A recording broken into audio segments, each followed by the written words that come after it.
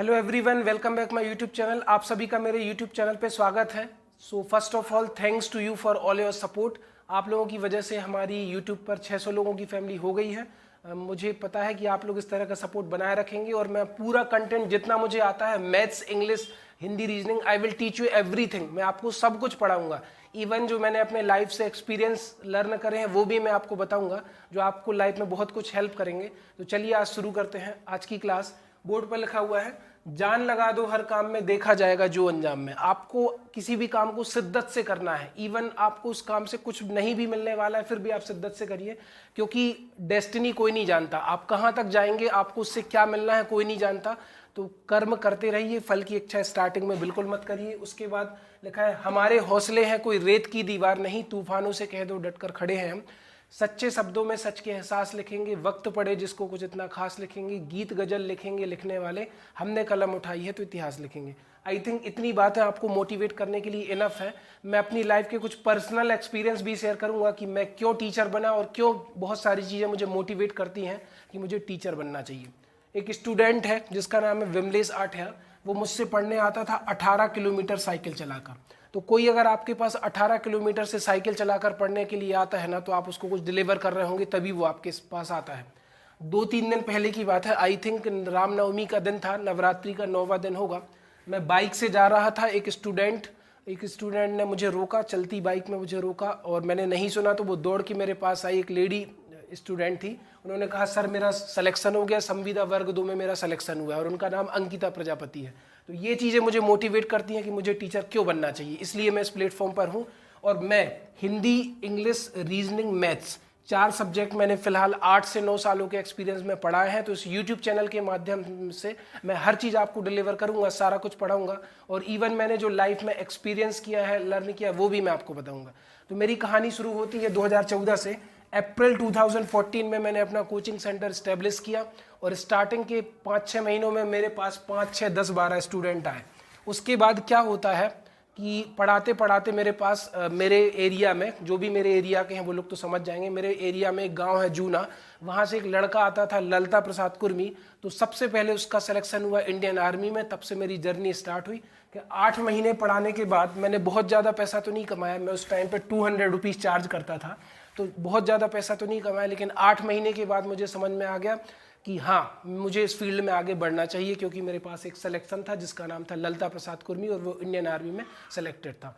तो मैंने 2 से 3 साल तक अपने फ्रेंड के घर में फ्री ऑफ कॉस्ट में, मेरे फ्रेंड के घर में, श्रेयांश जैन करके मेरा एक दोस्त है, तो उसके घर पे मैंने फ्री में, उसने मुझसे कोई भी रेंट नहीं लिया।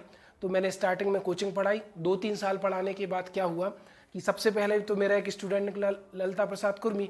फिर उसके बाद हमारे यहाँ शायद 2016 की बात है, एक महोत्सव होना था, जैनों का बहुत बड़ा महोत्सव होना था, तो पंच कल्याणक करके। तो उस टाइम पे उसने बोला, यार कि तू कोचिंग सेंटर खाली कर दे। तो बगल में एक खरे मैडम रहती थी, तो उन्होंने बोला कि आप मेरे यहाँ पढ़ाइए, इवन 10-12 दिन, 15 दिन, 2 महीने, जितने महीने पढ़ाना है आप मेरे यहाँ पढ़ाइए। तो मैंने 20 दिन वहाँ पर पढ़ा है। मेरा कोचिंग सेंटर बंद नहीं हुआ। ये चीज़ें मुझे मोटिवेट करती हैं कि मुझे एक जगह से छोड़ना पड़ा तो मुझे दूसरी जगह मिल गई। देन क्या हुआ कि मेरे भैया की शादी आ गई, तो फिर मैंने 20 दिन के लिए कोचिंग सेंटर बंद किया। देन फिर मैंने एक कमरा किराए से लिया 1800 रुपये महीने में। तो उस 20 दिन के बाद वापस से उतने स्टूडेंट मेरे पास आए, फिर मेरी जर्नी स्टार्ट होती है। और जब मैं उस किराए वाले कमरे में पढ़ाता था तो लोग सीढ़ियों पर बैठकर पढ़ते थे। 15-20 स्टूडेंट मेरे सीढ़ियों पर बैठते थे। उस टाइम पे मैं करीब 5000 रुपये तक मेरे पास दिन में आए हैं, और मैंने 40-50 हज़ार रुपये महीने कमाए हैं विदाउट एनी प्रमोशन, बिना किसी प्रमोशन के। ये चीज़ें मुझे मोटिवेट करती हैं। तो 2016-17 के पुलिस कांस्टेबल एग्जाम में बहुत सारे स्टूडेंट का मेरे हुआ। जैसे उसमें एक का नाम है प्रदीप ठाकुर, प्रदीप रैकवार, ऐसे बहुत सारे स्टूडेंट हैं। मैं सारे स्टूडेंट के नाम नहीं लूँगा। तो ये एमपी पुलिस कांस्टेबल में सबसे पहले प्रदीप ठाकुर का हुआ, फिर अगली बार शायद 2017 के एग्ज़ाम में प्रदीप रैकवार का हुआ, और ऐसे बहुत सारे स्टूडेंट थे। फिलहाल अभी इस साल के एग्ज़ाम में पटना से एक स्टूडेंट का निकला है, बहुत सारे स्टूडेंट सेलेक्ट हुए हैं। उसके बाद पढ़ाते पढ़ाते, हाँ, इस बीच जर्नी में मेरे भाई का, जिसका नाम है राजेश आर्मी, इंडियन आर्मी में सिलेक्शन हुआ। तो ऐसी बहुत सारी चीज़ें हैं जो मुझे मोटिवेट करती हैं।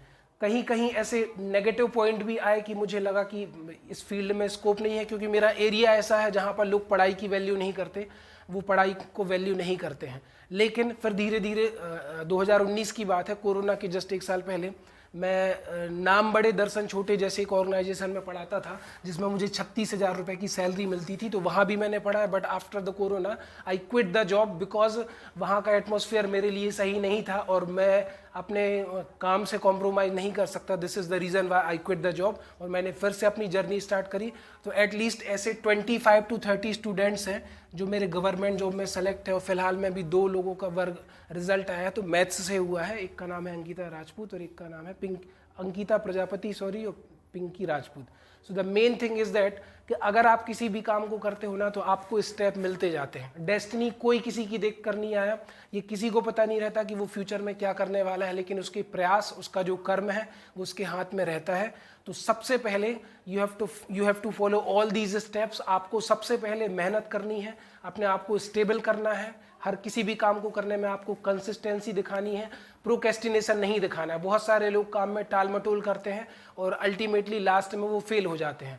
और कभी भी आप जब भी किसी भी काम में अनसक्सेसफुल होते हो तो आप अपनी कमियां देखिए, और ऐसा नहीं है कि एक बार आप असफल हो गए तो अगली बार आप सफल नहीं हो सकते। तो असफलता जस्ट वी कैन से ये सब एफर्ट है, प्रयास है। तो आपको अगली बार प्रयास करना है, अगली बार नहीं हो रहा तो और अगली बार प्रयास करना है।